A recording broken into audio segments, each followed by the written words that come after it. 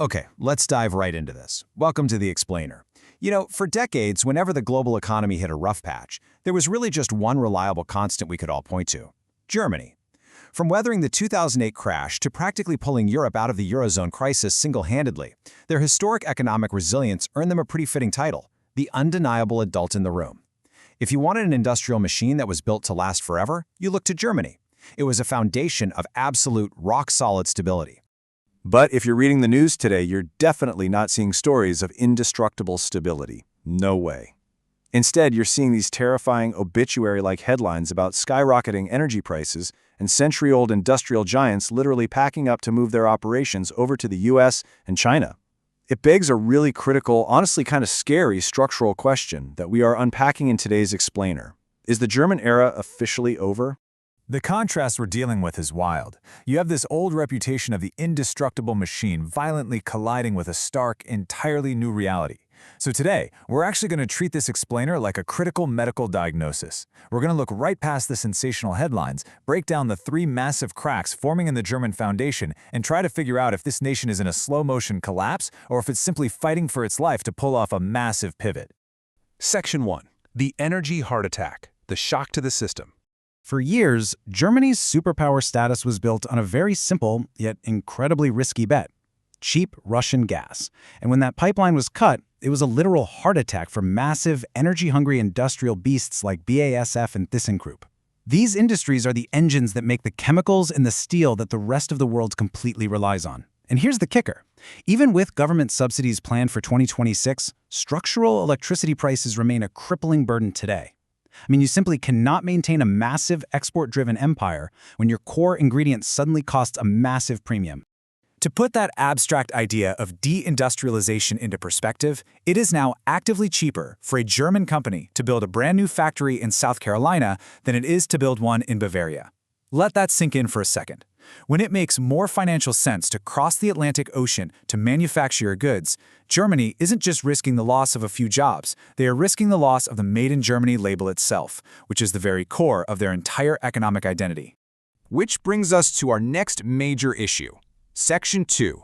The demographic time bomb, a slow-moving crisis. Okay, so even if you could wave a magic wand and totally fix the energy crisis tomorrow morning, Germany is facing this internal rot that has been ticking away for decades. Now, what's really interesting about this number is just how devastating it is. As we speak in 2026, the baby boomer generation is actively leaving the workforce in droves. By 2035, Germany is expected to lose a staggering 7 million workers. 7 million!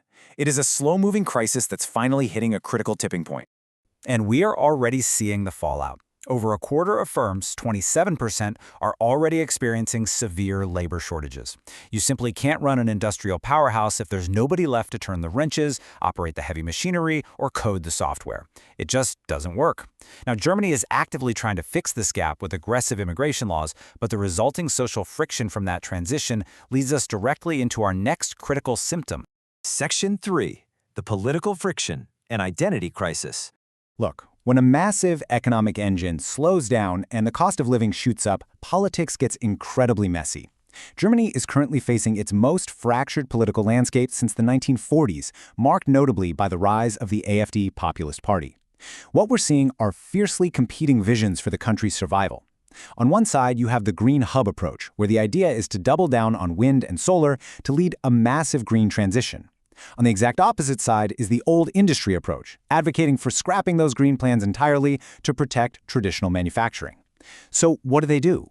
Do they risk serious economic pain right now to become a green hub while China totally dominates the electric vehicle market? Or do they retreat to their old industrial roots? It's a profound identity crisis, and it's playing out in real time. Let's move to our final section, the verdict, collapse or reboot, checking the vital signs. All right, so after looking at all those massive cracks, let's pull back from the doom scrolling for a second and check the actual vital signs. And guess what? There is a clear pulse. First, Germany still maintains the highest R&D spending in all of Europe. The innovation absolutely hasn't stopped. Second, they're finally loosening their famous debt brake. Historically, Germany has been hyper-conservative about taking on national debt, right? So relaxing this rule to invest billions directly into infrastructure is a massive, unprecedented signal of change. And third, they have a forecasted economic growth of 1.1% for the year. Sure, that isn't a massive boom, but as a vital sign, it shows life. The old era of infinite growth might be over, but Germany isn't dying. It is rebooting. The real question is whether the reboot finishes before the hardware gives out. So, what does this all mean? Can Germany reinvent itself, or is it too late? That is the ultimate million-dollar question we are left with today. Can they successfully transition into a high-tech, green superpower, or have they waited just a bit too long to change their ways? I'd love to hear your thoughts on this. If you are watching from Europe, what is the reality on the ground? Let us know. Thank you so much for joining me for this explainer. Keep learning, stay curious, and I'll catch you in the next one.